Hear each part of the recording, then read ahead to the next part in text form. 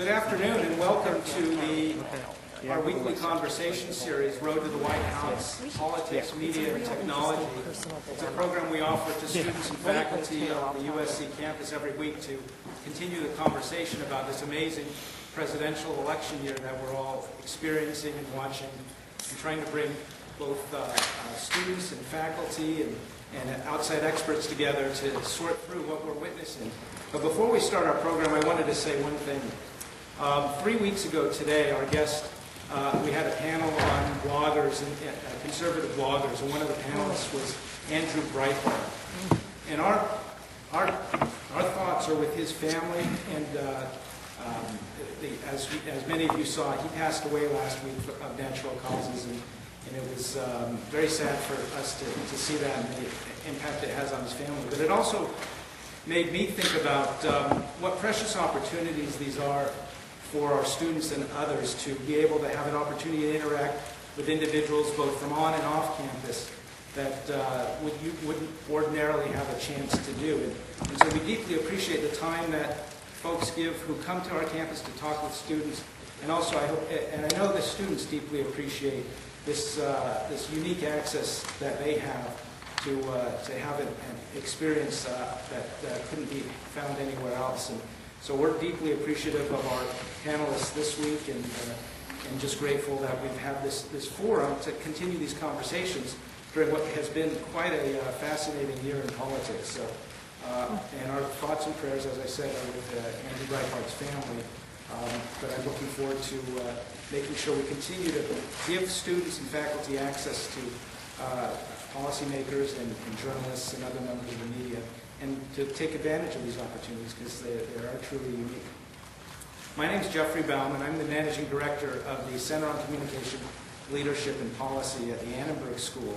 And this series is done in partnership with the Bedrosian Center at the Price School of Public Policy, and I know Aubrey is here from the Bedrosian Center, and also the Unruh Institute of Politics at the Dornsife College and the Department of Political Science. And Kirsten Olson and Roz and Twee are here from the Unruh Institute. We're grateful for that partnership to bring this weekly conversation together. We have an amazing program to talk about. Many of us were up late last night watching the results at Super Tuesday, and the interaction between the media and the candidates has been unprecedented, and then the things that the media has chosen to focus on has been fascinating as well. And at the same time, the president is talking about a possible military action in Iran. Much of the news coverage was about what a radio talk show host said on his show. And so what is defining the agenda for conversation that then is becoming the focus of attention. And so we have a program that is going to be moderated by one of our senior fellows, Morley Winograd. I'll tell you a little bit more about Morley later. But we're very grateful to have joining us Tom Doden, the editor-at-large of Neon Tommy, who's a graduate journalism student at USC and part of our News 21 program, and has been writing about the campaign, and I'll show you the Neon Tommy coverage of politics up on the website. And then we have Adam Nagurney, the West Coast Bureau Chief and former Chief National Political Correspondent for the New York Times. Adam's been with the New York Times a long time, but I knew him first when he was at USA Today covering politics, and I used to be at C-SPAN. Adam's always looked to as somebody who has great insight as to what's happening in politics today. And then also, to round out the panel, we have Cindy Kennard, our Senior Fellow for the Center on Communication, Leadership, and Policy. But Cindy is also one of the most respected journalists and journalism executives in the business. She was head of NPR West for many years, and is a former national correspondent and bureau chief for CBS News, and covered George W. Bush back in his days when she was based in Austin, and was a colleague of people like Molly Ivins and others from her time in Texas, and still swaps emails with Carl Rove all the time. Yeah, I still do. That's true. Too. But to start the program, we have Morley Winograd, our senior fellow at our center. Morley was formerly head of the Center Communication Technology Management out of the business school, but Morley also spent a lot of time in Washington, D.C., and he was the architect of the Clinton administration's Reinventing Government initiative. He's a White House policy advisor and an advisor to former Vice President Al Gore. But since he's left the policymaking world, Morley has really become one of the most thoughtful analysts of generational change and the forces that are shaping our civic dialogue. And Morley's going to start the program setting up some issues that he's been observing during this campaign and how our civic ethos is evolving. And then we'll get into some of the other developments that we've been able to witness. But I'll let Morley start off, and please welcome, what a great panel, and get the conversation going. Thank you very much, Jeff. 6 months ago to the day, actually, the Center for Communication, Leadership, and Policy was kind enough to ask me and my co-author, Mike Hayes, to talk about this new book we had just published called Millennial Momentum, which, among other topics, talked about the impact the millennial generation, all of you for the most part, will have on American society and American life. And in that book, we suggested, next slide, that about every 80 years, because of the pace and timing of generational change, this country has gone through a heart-rendering, very divisive debate over what we call its civic ethos. Others would say the size and purpose of government, what role government should play, how big or how small in the lives of individual Americans and in our American democracy. And what we said then was, certainly in the tenor of those times, and I think still of today, is that each of these times in American history, be it the Revolutionary War, the Civil War, or the New Deal, the debate over America's civic ethos has provoked a great deal of fear, uncertainty, and doubt, which we have one wonderful slide on the part of the electorate as to just what course and way forward the country should take. And as a result, we predicted that this particular campaign, and today we're going to talk about both the campaign, both from a candidate perspective and a media perspective, and to Jeff's point, some of the unique attributes of the campaign. In each of these cases, historically, this is the time period when the country is most worried about the future.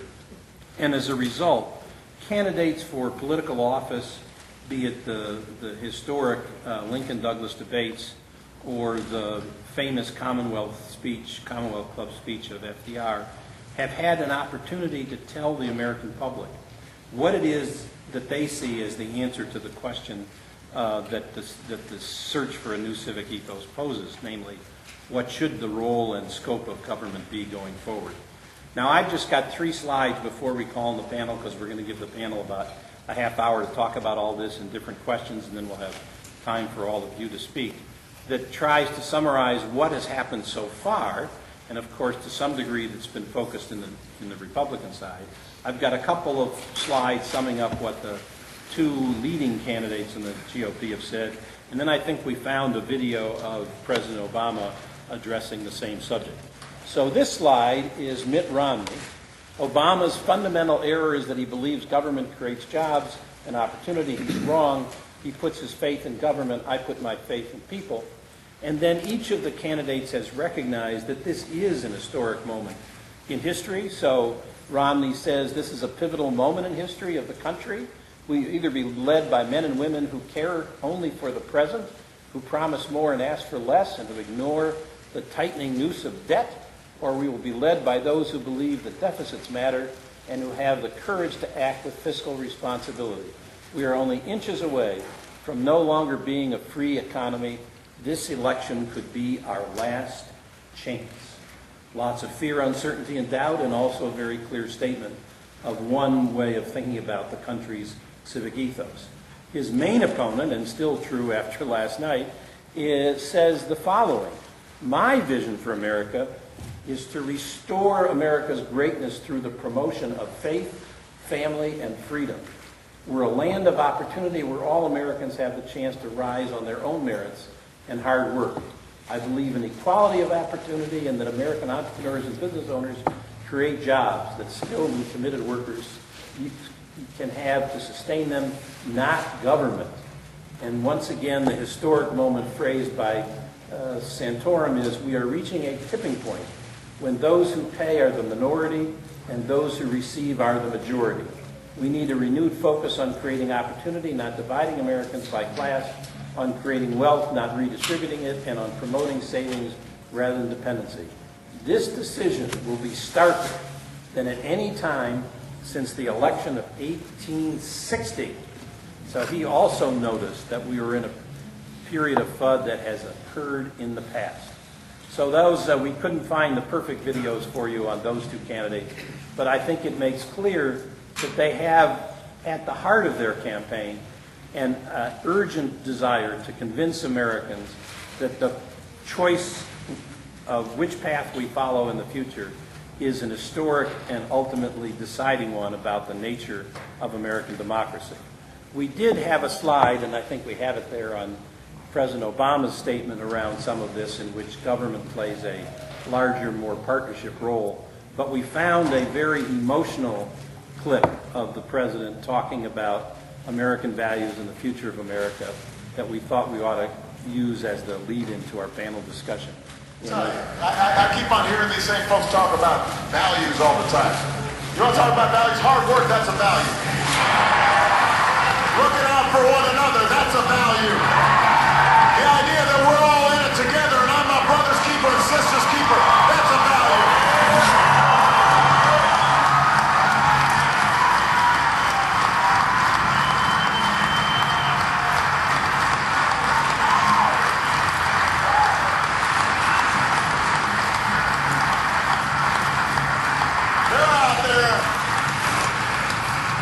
Talking about you like you're some special interest that needs to be beaten down. Speaking of the UAW. Since when are hard-working men and women who are putting in a hard day's work every day, since when are they special interest? Since when is the idea that we look out for one another a bad thing? I remember my old friend Ted Kennedy, he used to say, what is it about working men and women they find so offensive?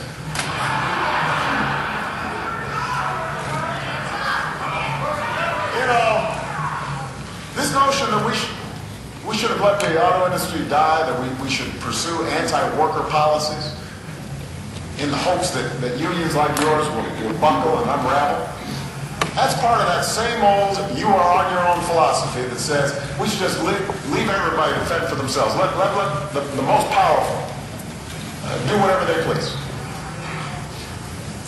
They think the best way to boost the economy is to roll back the reforms we put into place to prevent another crisis, to let Wall Street write the rules again. They think the best way to help families afford health care is to roll back the reforms we passed that's already lowering costs for millions of Americans. They want to go back to the days when insurance companies could deny your coverage or jack up your rates whenever and however they pleased. They think we should keep cutting taxes for those at the very top, for people like me. Even though we don't need it. Just so they can keep paying lower tax rates than their secretaries. Well, let me tell you something. Not to put too fine a point on it, they're wrong. They are wrong. Okay, so the campaign seems to have headed down the path we said it would head down 6 months ago, a fundamental and bitter conversation about the nature of America's civic ethos. What we're going to do today is ask our panelists to comment on some specific questions about the campaign. And we're going to start with the candidate campaigns, and mostly we've obviously seen the 4 Republican candidates. For the Ron Paul enthusiasts in the audience, we could easily have put up an even starker statement of the libertarian civic ethos that he is so much in favor of. But let's start with our senior journalist here, Adam. Would you say that compared to other recent presidential campaigns, that the GOP primary has produced more or less clarity about the differences between the contenders on this fundamental issue of the role in government? Hi. First of all, thanks for coming and being here. I would say in this case, between the contenders, I'm going to leave out Paul and Gingrich, and sorry if anyone disagrees, because I just want to talk about the two guys who have a remote chance of getting the nomination. I don't think so much, and that has to do with Romney. I think that what we've seen here is a lot of, I mean, it's become obvious at this point, repositioning of Romney by Romney. And the Romney we're seeing running for president now seems to have a different view of the role of government, which I know we're going to get into, than the Romney who was governor of Massachusetts. I mean, it wasn't that many years ago. So I think that a lot of what his campaign has been about is sort of to change his positions and to blur positions a bit. So I'm not sure we're seeing that much of a distinction between Santorum and Romney on what the role of government is. By contrast, to your other point, you know, I mean, every campaign I've covered, going back to 1860, that's a joke. You always have these candidates coming out and saying this is the most important election in history. You know, Clinton said it, Obama said it. I think Bush 41 said it. Bush 43 said it. I don't think Bush 41 said it. Bush 41 said it. But no, I do think these guys have dramatically different views of the role of government, and perhaps Santorum believes it more than Romney. I don't know. Romney seems to believe it now, and I think you saw it very well in the clip we just saw with Obama. And in that case, there is a choice here in terms of what government should do, what obligations of government is or is not. And I think that in a general election, there's going to be a real difference on that. Now, there was also in the last election, just that McCain was kind of an odd duck, and that kind of got messed up a bit. So. Thank you. And Tom, just judging from your age, you're probably relatively new to presidential primary campaigns. Not as a journalist, but just as a voter and a student and a careful observer. Has this campaign so far left you more or less enlightened about the choices you're now going to get to make in the June California primary? Or the general election, for that matter, since you may decide not to vote in the primary. I don't want to get locked into a particular political preference. Well, given how long this primary seems to be running, it looks like California is actually going to matter anyway. So I guess from that perspective, it does make a big difference. But I think what's been interesting so far about the primary is how many different frontrunners there have been. Well, Mitt Romney's remained at that 28% there's been this carousel of different people that have come up. You've had starting off with a Michelle Bachmann to Rick Perry to a Herman Cain to Rick Santorum, Newt Gingrich before Rick Santorum, and so there's been a lot of opportunities for any one of these candidates to be put in the spotlight, and you get to see what it is that they're popular for, and also ultimately what was their downfall and what made them sort of a toxic candidate to anybody that wanted to win the election, any Republican that wanted to win the election. So. From that perspective, I think there's been a lot of clarity in terms of what media persona these people are going to have. In terms of the differences between their views on government, I think it's coming down within Rick Santorum and Mitt Romney, basically as Rick Santorum as the candidate who stands for conservative values that conservatives are not yet comfortable with in Mitt Romney. And I don't know how much excitement there is for young people, for either of these candidates. I know that Mitt Romney has a serious problem if you look at the exit polls with young people. He does very well with the 65 and older, and with the more wealthy voters, which I am not so lucky to be a young person and also qualify as a wealthy voter. But it's going to be difficult for either of these candidates to really make a strong case that they are the right choice for a young generation. But they've all had a chance to make their case public. Just on that subject, briefly, one new data point from today, Circle, which is an organization that studies youth participation in elections and has so over the last decade. It's currently located at Tufts University. Despite that, it does nice work. They just released their summary of the participation of the millennial generation, those between 18 and 30, in Super Tuesday, and it was not a super day for generational participation, at least in terms of GOP attracting young people's vote. Only 5% of the votes cast yesterday were cast by people under 30, even though people under 30 in this year will represent 24% of the overall eligible electorate. So that sort of is reflective of the point Tom was making in the ability of the current crop of Republican candidates to attract young voters. So then just to get Cindy involved here, you heard, some of you know the extensive history as a journalist that Cindy brings to this conversation, broadcast television at local, national, international levels, correspondent for CBS News, etc. But now, Cindy, you get to watch this one from a more objective, supposedly, at least academic perspective. Has that allowed you to notice things about the campaign and the candidate's message that strikes you as different from that which you observed in your days as a journalist? No, we always had and I'm sure Adam did in his newsroom, this enormous discussion right around election time of how much we need to cover the horse race and how much we need to cover the issues. And I know Adam's the same kind of journalist I was, and I like to think I am at times when I'm still doing some writing, that, you know, our obligation as journalists should be to cover the issues. But somehow, some way, none of this is coming through in the last 6 months to a year. I would argue strongly that the reason this is there's never been more money in this system, at least in my lifetime. Everybody knows well about the Citizens United decision by the Supreme Court. I'll tell you, in the 2010 election, and I did a lot of writing about this for a recent appointment I had to the Federal Communications Commission, $4.5 billion was spent in the 2010 election on political media.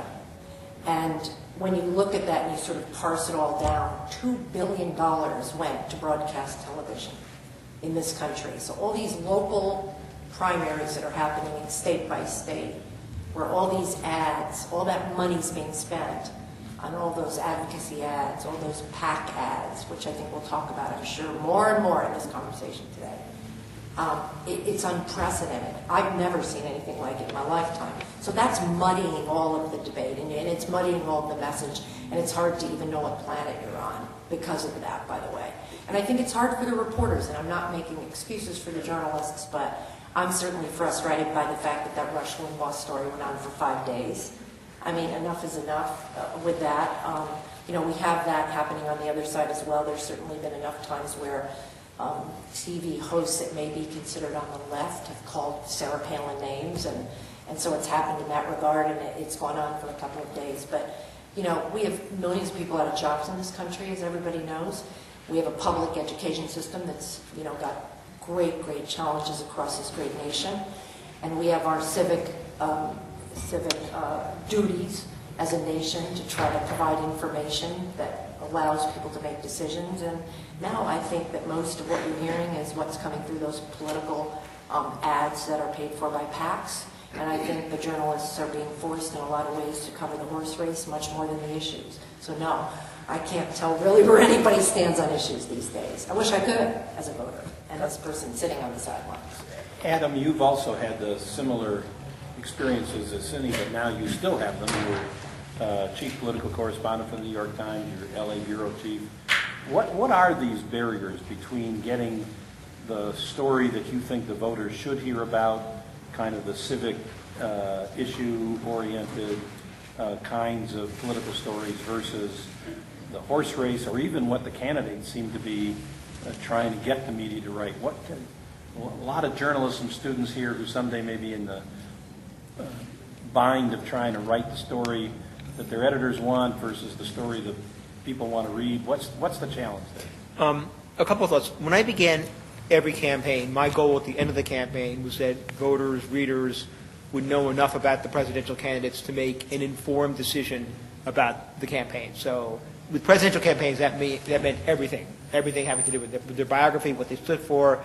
You know, if you had read my stuff, or better yet, my newspaper stuff, I don't want you to be surprised by anything Barack Obama's done or how he's developed. You know, within reason, obviously, people change. That's the first thing. So that's always my goal. I always push for issues and avoided horse race coverage because I think horse race coverage is the easiest thing to do and the most facile and the most least helpful to voters. I think it's gotten worse and worse because there's so much competition out there, but it is what it is.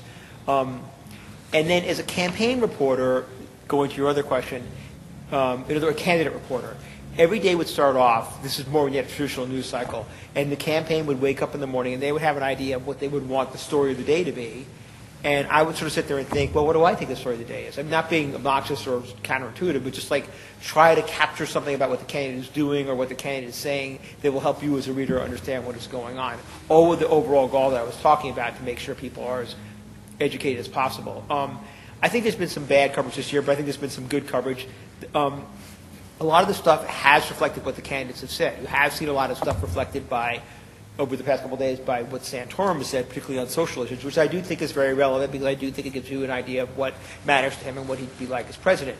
I think the attention being paid to Romney on his weirdo, I hate to say this, but his weirdo mistakes that my wife drives 2 Cadillacs and all that stuff, I think that's legitimate and insightful as well. The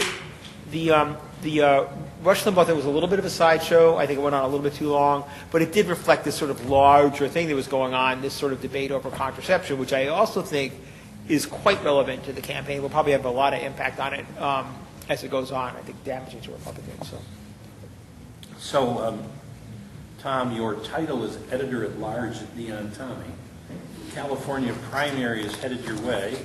You've heard what Cindy and Adam have said. Are you ready to resign your position because it's an impossible challenge, or do you have plans for how you're going to cover the primary? Resign the position and work for the candidists, or Well, that's another way to approach it. yeah. There are a lot that of says people more about with careers journalism, that though. start in journalism and end up in PR. Something that pays. Yeah. Something that pays. Yeah. I don't know. You've given me a lot to think about. I mean, like, I think with the horse race element of it, some of it is just inevitable given how long this primary has gone on, and like I mentioned earlier, how many different candidates have been put in the lead, and we have so many debates, this time around. I don't know if it was a record, but it sure felt like it was a lot more. And with each debate, the way that commentary goes is it distills each one down to, in essence, who messed up at one point, and that just feeds right into this horse race mentality. I mean, no one really left the Rick Perry debate where he said oops, thinking like, man, I bet he really did want to cut the Department of Energy. People boil it down to like, this guy's not ready. And that was how everything was taken. So it's very difficult. But, I don't know how much of a problem all of the horse race coverage is, just if you're able to analyze it in a way that explains what is going on a larger level. Like with the contraception debate, it was such a big controversy because it got so much, I believe, because it got so much online push, and there was such an uproar over Twitter. And you can say, well, this is maybe a sideshow, and yet if you looked earlier at what happened with the Susan Komen Foundation, and when they decided to drop funding for Planned Parenthood, there was a huge uproar online, and eventually they were able to change their course. So if the analysis that covers something like maybe a sideshow or something more like a horse race can delve into a core issue that people want to talk about, then I think there is some merit to it. And, obviously looking at the issues that the candidates really believe in. And, I remember there was a time where Mitt Romney would talk in every debate about his 47-page economic plan that he was releasing on Kindle. I don't know anyone that can really mention any of the tenets in it specifically, although I'm sure he has them. Then those things deserve coverage too. So it's difficult based on the way that campaigns are run right now, but all you can do is hopefully cover it as best you can. Just one quick, I think the contraception thing is important and significant because it gives you an idea of what, if Santorum becomes president, what he'll be thinking about in making Supreme Court appointments, what will be important to him in making budget decisions. The fact that Romney, I think, was on both sides of that issue, I think. I don't mean to smear the guy. That reminds me of an old joke. Anyway, I think that gives you, that's sort of revealing. And that to me is not horse race coverage. That's like gives you an idea of who these guys are. And I think those are big deal issues. You threw up Tom's story that he filed at 1:30 this morning. There you go. So he was working hard. Well, actually, the contraception debate and the move by the Obama administration, which sort of touched off the issue, the healthcare ruling on to what degree religious freedom was going to be respected in the rules that were implemented or proposed to be implemented for the Affordable Care Act, is another aspect of this civic ethos question that we suggested would be the subject of this year's debate. We thought it would be around, we being my co-author and I, thought it would be around economic issues as it tends to be articulated between the two parties. But in point of fact, we've had a debate about the reach of government in some very explicit personal ways in the course of the last 2 weeks. So I'd Starting love to with talk that. about that for a minute. Sure, if go I for could. it. So Go for it. I was thinking about, I always think being on the sidelines, what's the story I would write about this story that we're talking about? Now that you have time to think about And it. I was just wondering how many people in this audience know the name David Plouffe? Well, How many people in the audience know the name David Axelrod? And then how many people in the audience know the name Stu Stevens? So how many people have read a story? I know you do, because you and I both do. But how many people have read a story, and it may exist, about the fact that when a campaign starts, that these consultants that work for both sides, by the way, so this isn't against one side or the other, I want to be clear about this. These candidates, these consultants are paid to figure out strategy for these candidates.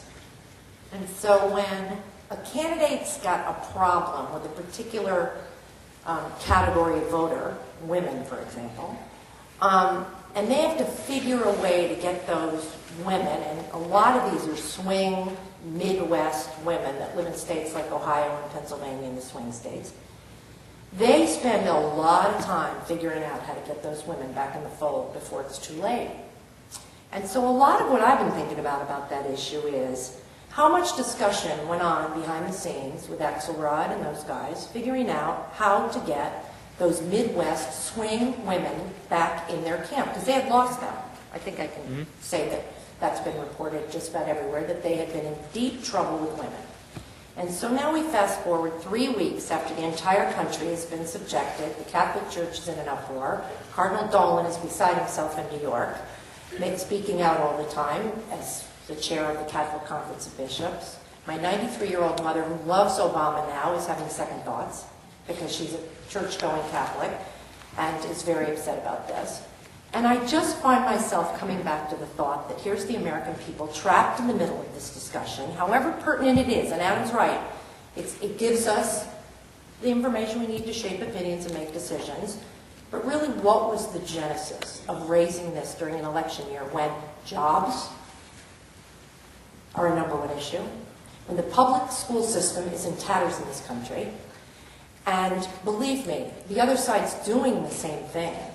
But are we, as journalists, and are we in a profession reporting enough about this while the American people are caught in the middle of all of this? And I just thought that would be something for you to think about as you grow and your generation grows, that there's a whole mechanism involved in this kind of strategy that's important not to forget about. And so it's a good now story. you have some and advice. It's a great story. So now you have some advice. I want to come back, Cindy, to your earlier point about the super PACs. Jeff mentioned at the beginning that there have been some unique aspects of this campaign we'll delve into briefly and then open up for questions. Clearly, super PAC money is one of the reasons all the candidates on the Republican side are still standing, with the exception of Paul. He's not dependent upon that for an advertising, feed the advertising aspect of a campaign. But you said earlier that, as a result of the super PACs, we have all of this muddying kind of commercials, not delivered by the candidate, but on behalf of the candidate. I don't think any of them, I could be wrong because I'm not in the states that are being Not yet. inundated with them They're yet. coming Right. to, It's they're coming our coming to way. a TV near Right. you, really soon. I don't think any of them took on the contraception debate as such. But if you were following the Supreme Court's logic that money is speech, wouldn't the increased amount of money being spent mean that you actually have had witnessed this in this campaign, a unique, and you mentioned unprecedented amount of speech? Shouldn't that leave us to more clarity rather than less clarity? This is a great question. I am so, just on a personal note, watching this in complete confusion, frankly. Just to give another number, because as you say, this could stretch out as far as California. In 2010, again involved in my work with the FCC, more than $100 million was spent in each of 8 television markets. And that was to take the House and Senate back in an attempt, and successful in the House, as we all know now, the U.S. House. In LA alone, $337 million was spent on television advertising in this state. Are these super PACs getting a message through that's legitimate? Are they getting a message through that's important to the voter? I can't say that with any great conviction. I don't know the answer to that because they're clear advocacy groups. They're formed with the idea of getting their own message out. We actually have another phenomenon in this election that's extraordinary, where we sort of have these self-styled rich guy campaign managers, like Sheldon Adelson out of Las Vegas with Gingrich, and they're deciding that they want to be a campaign manager and spend all this money and have a voice in this election. I'm not clear, Morley. I don't know. I'd love to hear from Adam on this, and you and others, whether these are issue-based PACs. They seem much more to be advocacy-based PACs that are representing these candidates of their choice. I think mostly intent on tearing the other guy down. Yeah, I think they're attack. Wedge type. Yeah, I think they're all attack packs. I guess we could just define it as freedom of speech. I don't totally get that Supreme Court decision, but vast majority of these ads are tearing other people down. I don't think they really inform voters that much. I think they've distorted the whole process because you do have guys like Gingrich and even Santorum are still in the race because Gingrich is a better example. Gingrich should have been gone months ago. I'm not sure he should have run at all, but he should have been gone months ago. So he's got this guy, Sheldon Adelson from Las Vegas, who just now made $30 million. And again now. And he can afford to spend $10 million to keep Gingrich in the campaign. And it distorts the whole process. And, I wonder now whether the Supreme Court and Republicans are going to look back at this and go, this is not good for the process because these are just these guys that are keeping these guys in the race when they don't need to be in the race anymore and giving it a really, really negative tinge. These ads are overwhelming what the candidates are doing, and I assume it's going to keep going through the general election. Yeah, I just can't imagine what I was thinking this morning as I was driving in. What on earth must John Roberts think of this? Both the money and wonder. It's incredible what they must think. And the kinds of things that the super PACs are saying or adding to the debate are really stupid. I have no other word for describing an ad that shows, a section of Mitt Romney saying "Je m'appelle Mitt Romney," and then over it says Mitt Romney is French. And this came from one of the super PACs. They're all negative. They're all negative but it adds nothing to the course of the discussion. It just sort of throws in various key points that might appeal to voters on an emotional level, but has nothing to do with. And their ads, that opponents wouldn't run that one. An opponent would probably not run an ad like that because there'd be so much kind of backlash. But it's like the id of the campaign. But Tom, you characterize the ads as stupid, which means you may have seen some of them. Your publication is online. Clearly online is the preferred distribution platform for your audience, which I assume skews towards millennials. I hope so. Do you get feedback from your audience that says, "Tell us more"? Don't send us clips with the ads embedded in them. We don't need that. Have you got any pushback in terms of coverage, or do people rely on you so they can ignore that stuff? How does the online world work? We get a lot of pushback when we don't talk enough about Ron Paul. That's right. I guess that. Yeah, that's when the comment sections really explode. Right. We do too, by the way. So. Yeah. There's never enough to say about him. Right. I think what's interesting about them being pushed online is that they're not regional anymore. You put in an ad, even though this is a state that they're trying to win with these kinds of ads, they suddenly become national, and the story ends up defining a lot more about the race at large rather than an individual thing. We don't have as much media police as we probably should in terms of, curbing the amount of discussion about, like I maybe poorly described, stupid ads.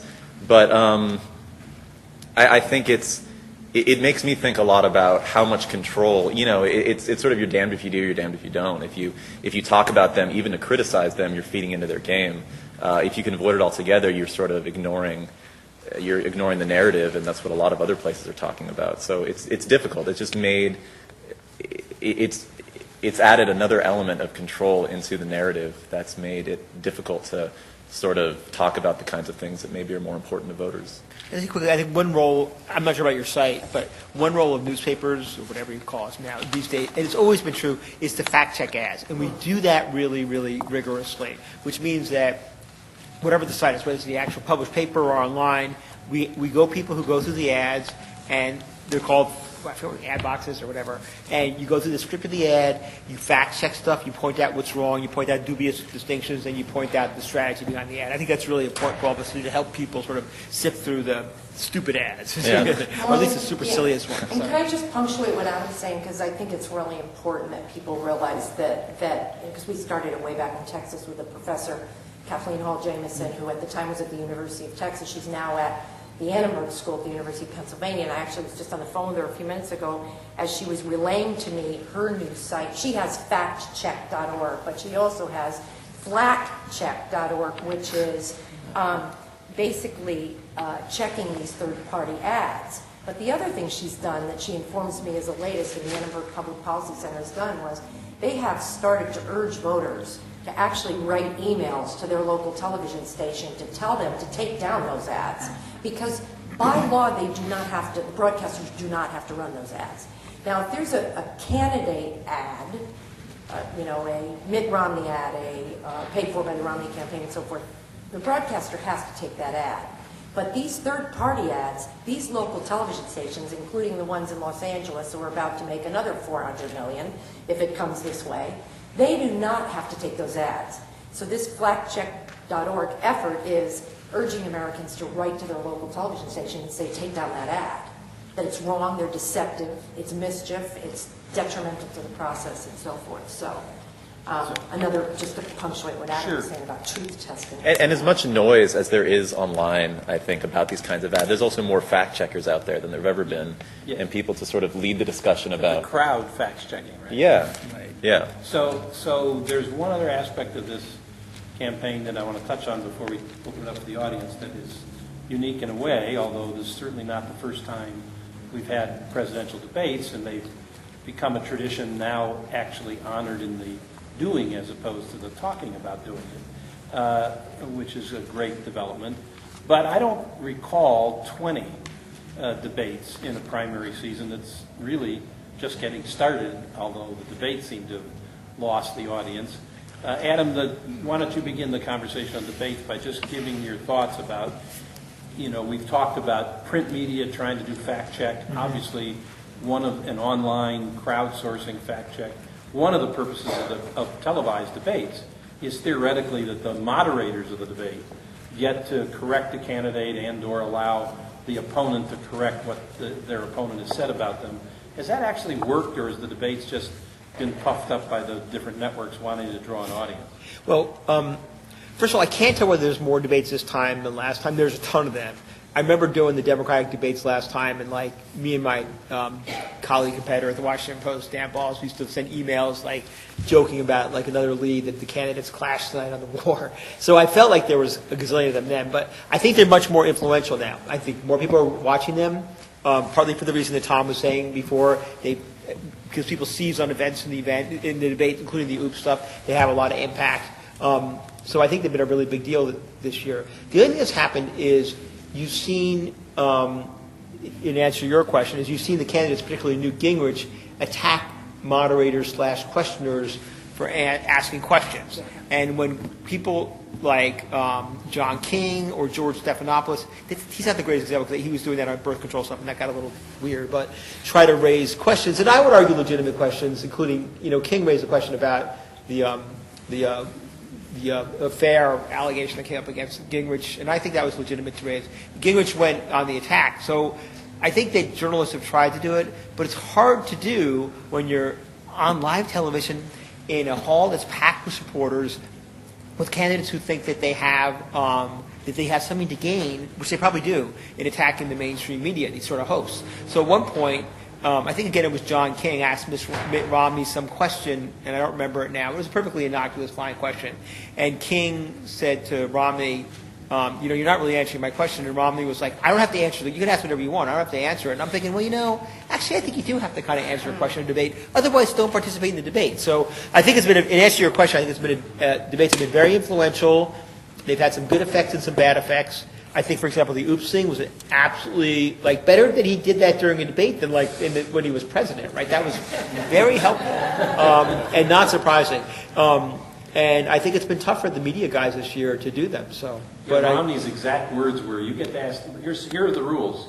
You get to ask the questions you want to ask. I get to answer what I want to answer."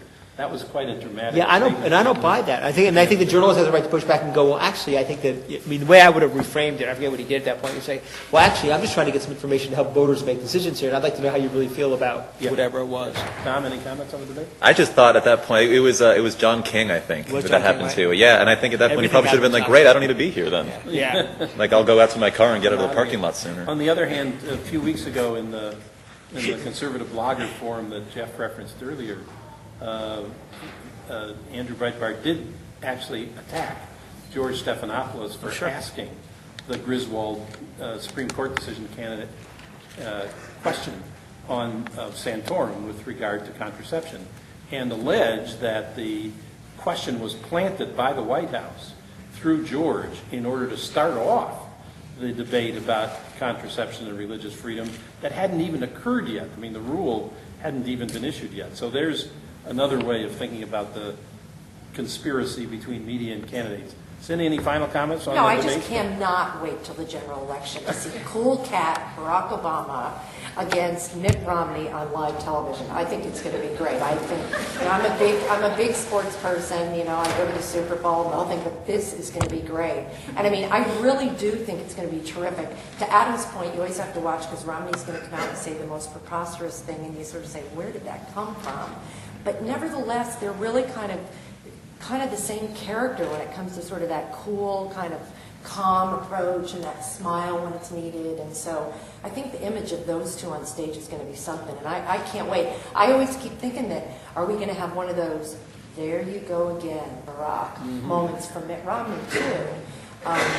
Because this economy is just so unpredictable. And if we do go to that sort of end point where the nation is still torn about whether Barack Obama should be hired for 4 more years. You know, we've got a really close race. Those debates are going to do a lot to frame that decision, and there may be that moment. We don't know. So anyway.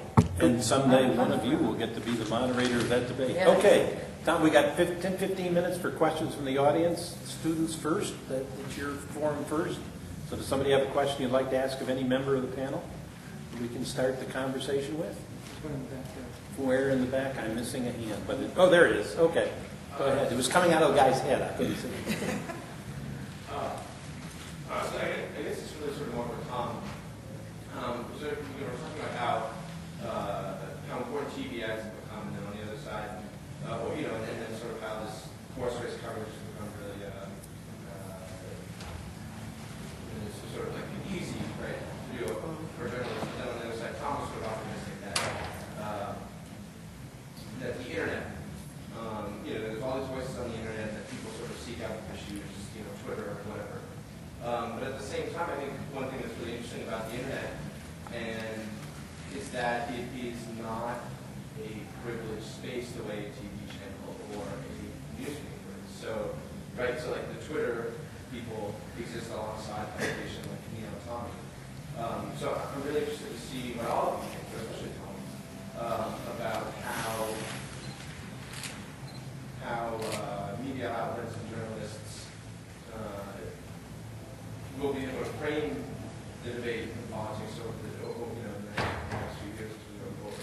If at all, given the omnipresence of anybody who wants to be a commentator on online social media. Well, I think in 2004, Howard Dean's 2004, right? Yes. I remember that he was the first candidate that I realized was running most of his operation through an online audience, that he was really strong in the blogs, and this was pre-Twitter and pre a lot of the things that we use as journalist sources now. But he had this... Facebook, if you can imagine. Yeah, we were around for that. And it was this really interesting campaign where he was running it all through that youth market, and there was a lot of poo-pooing, I remember, from the mainstream media, the lamestream media, for saying that it was a very select audience, that this wasn't reaching everybody. It was just this kind of young, plugged-in group. And then, flash forward till today, every candidate has a Twitter account that a lot of their news comes through. I mean, I remember when the Prop 8 ruling came out in San Francisco, we had to wait around to see how each of the candidates was going to respond to it. What was their official statement? It all came through Twitter. So, from that element, it is sort of democratized across the board just because it is free. I mean, it would be silly not to have a social media presence as a politician. So from that side of things, I think it's just become this kind of great unwashed of. So do you sort of fear the prospect of your being respected as an authority, as an online journalist, as opposed to somebody who is in a newspaper? Because I mean, like even on TV now, there are people like, or what are people saying on Twitter? It's like, you're doing. And it's always awful.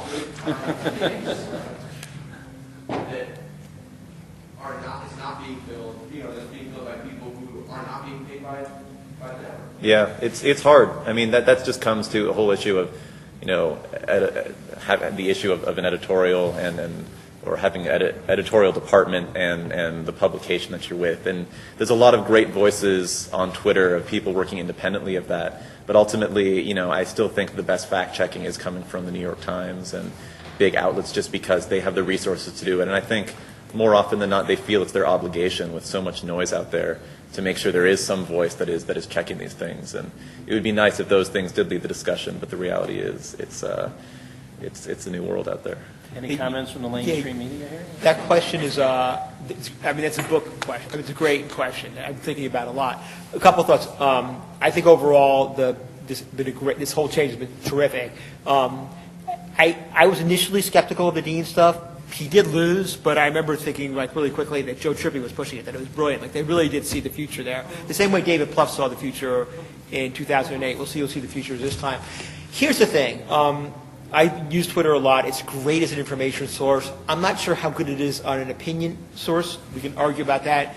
I'm going to make the case that there is an argument for meritocracy. I'm going to make the case that it is a good thing, and I'm just going to use the New York Times because I know it well, that Maureen Dowd or David Brooks have become columnists on the op-ed page after going through this rigorous sort of vetting process and very competitive process to get the voice that they have. And I'm a little bit uncomfortable with the sort of idea that maybe somebody who has a Twitter account or beforehand a blog would get the same kind of platform as they would.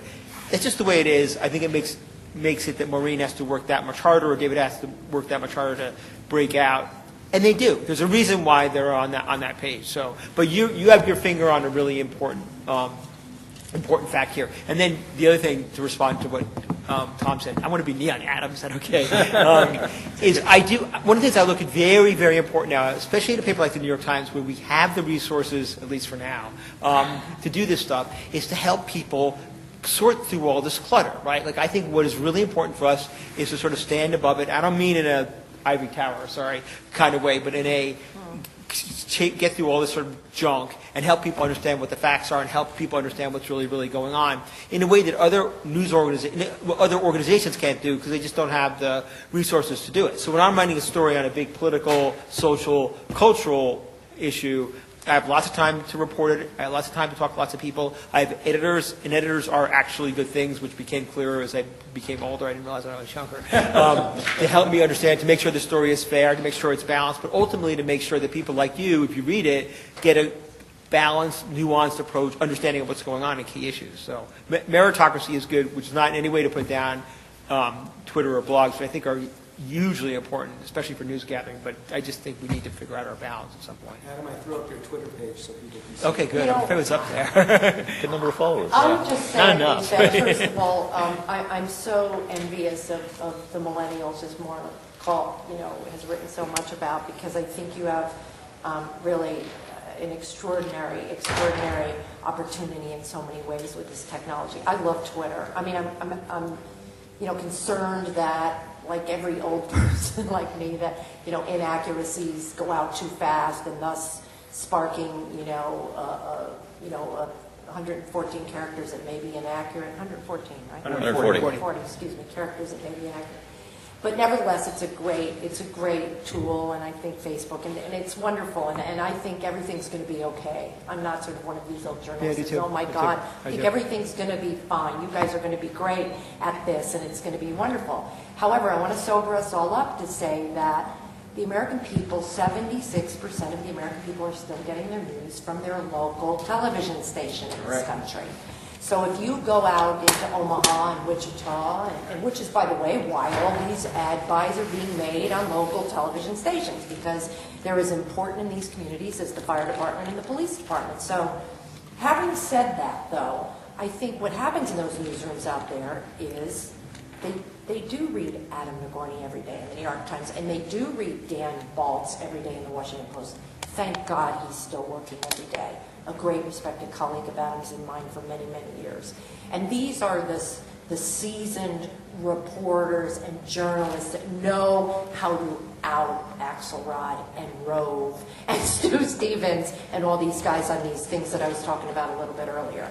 And these newsroom political directors at these local television stations know to put their hands on stories that Adam has written or Dan has written or somebody else, and to find a way to follow up on them as well. So that I think that mechanism is still alive and well in this country as far as these newsrooms are, at least the television newsrooms are, at good local television stations. And they're still out there in this country, despite what anybody tells you. I worked at one of the greatest there ever was in Dallas for many, many years, owned by the Belo Corporation. So media consumption habits have definitely changed, but they've been altered.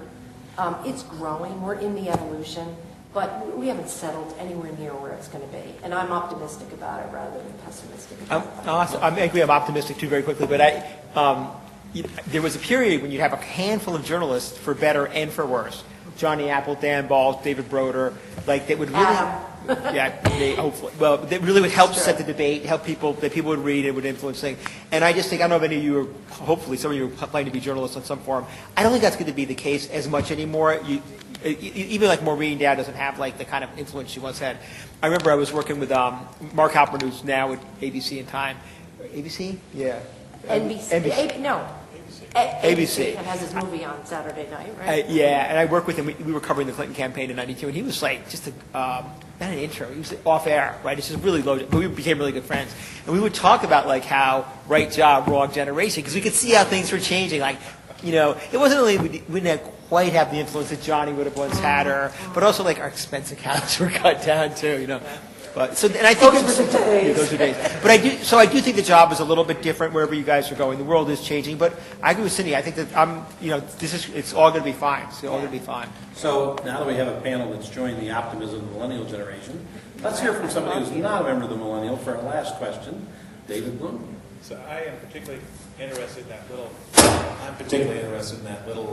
That little factoid to start things out with that I can't believe wasn't followed up, which is only 5% of the voters in Super Tuesday were under 30. And that's kind of a stunning number, given the size of the millennial generation, how engaged they were 4 years ago.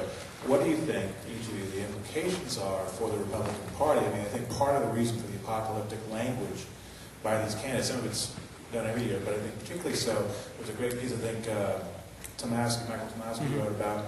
Part of their concern is that they are edging toward insignificance demographically. They're on the wrong side of the demographic. So older, whiter, more male. They being Republicans? They being Republicans, and that's part of why the language has been so escalated. What's your take on what it means that only 5% of those voters showed up for the GOP primary? I would add Hispanic voters to that too. I think that there's a couple of things. The Republican Party is right. The Republican Party is going through what I think the Democratic Party went through in the 90s. I get my decades mixed up. And I think that they're going to have to do some pretty big adjustments. I mean, I think that gay marriage is the perfect example, right? I had a conversation, and I have to protect it off the record thing, but I had a conversation with a guy who was a candidate for president, Republican candidate for president, not anymore, and he's very much against gay marriage, but we went off the record, we were in his office, and he went off the record and he said, this is 2 years ago. He goes, look at the polls. He goes, people under 40, Republicans under 40, they don't care about gay marriage, right? And I think one of the problems that the Republicans are having with this contest is that it's positioning them on the wrong side of issues like gay marriage when it comes to generational change. Now, I think in the long run, the party will work this all out, whether it's the two competing scenarios that they'll nominate Santorum and then come back with their own Bill Clinton in 4 years. You guys know what I mean by that. But right now, I think the age thing is very serious. It's a little bit different issue, but the Hispanic thing, Latino thing. Sorry, I'm from New York, so I always get that screwed up, sorry. Is also because of immigration is also really a big deal. And I think the Republican Party has very, very important demographic issues. Now, Ken Mehlman, when he was chairman of the Republican National Committee, head of the Bush campaign, and before he was gay, or before he was outwardly gay, right? Yeah. Used to warn about, him and Karl Rove, right? They all saw a long time ago the issue with Latino voters in the Republican Party. And I think they're now seeing it now with younger voters in the Republican Party, and I think the gay issues are a big part of it. This is one where George W. Bush was really out front of his party. Absolutely. Beat up for it. Well, Can you imagine now? Closer to being on the right side. Yeah. So is Karl Rove's email partner, what do you think, Cindy? Cindy's going to have to have the last Oh, I word. sound like a name dropper. Every party has their evolutionary period. I just, have to say that I think that the huge dynamic in this election is going to be the economy. And I wouldn't write the Republicans off quite yet, because the market took a huge tumble yesterday. We're bumping up against Greece going into default, which I don't think ultimately will happen, and so forth. But, it's we all know, in cliche, overnight is a lifetime of politics. And we are nowhere near November. And so, having said that, I think that Romney is going to have to do something really creative with that number 2 spot. Be it Governor Martinez from New Mexico, a Latino woman. I don't think it's going to happen. But I'm just throwing out a scenario by which they have got to think very creatively. Is it Marco Rubio? Is it to the Latino thing? Is it a young a woman somewhere that I'm not thinking Sarah of? Palin. Yeah, Sarah Palin comes back. I don't like that. But I do think that it's going to be very, very interesting to watch how they respond to that number 2 position if he becomes the candidate. What they're going to do to address some of what you're talking about. I just have one last thing about the gay. It is astounding how this is still a discussion in this country, and how I remember Pat Buchanan. I'm sure you were with me at that convention, and that issue is so distasteful and alienating to the female voter. Women cannot stand when the Republican Party beats up on that whole issue and the gay community. It turns even Republican women that might cross over in Texas, and I covered a lot of that because those are the ones that voted for Ann Richards many, many years ago. They cannot stand that issue. They don't even want it talked about.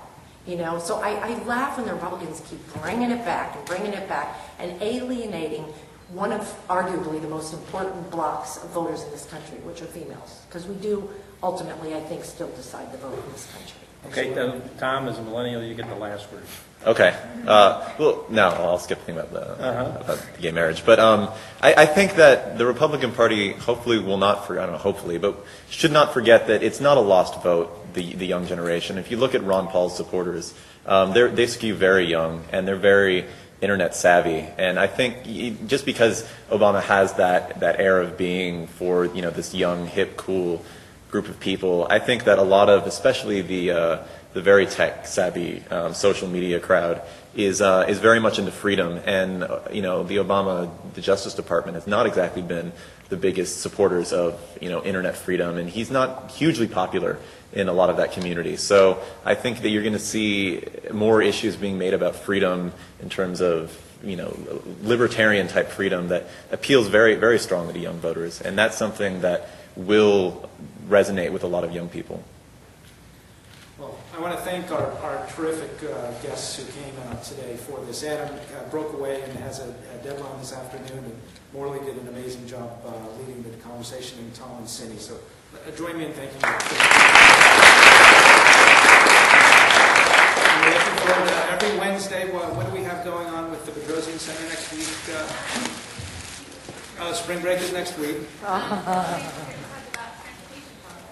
And then from the Unruh Institute, you have a Special interest in policy, you can play Obama's clip. tell them who your guests are.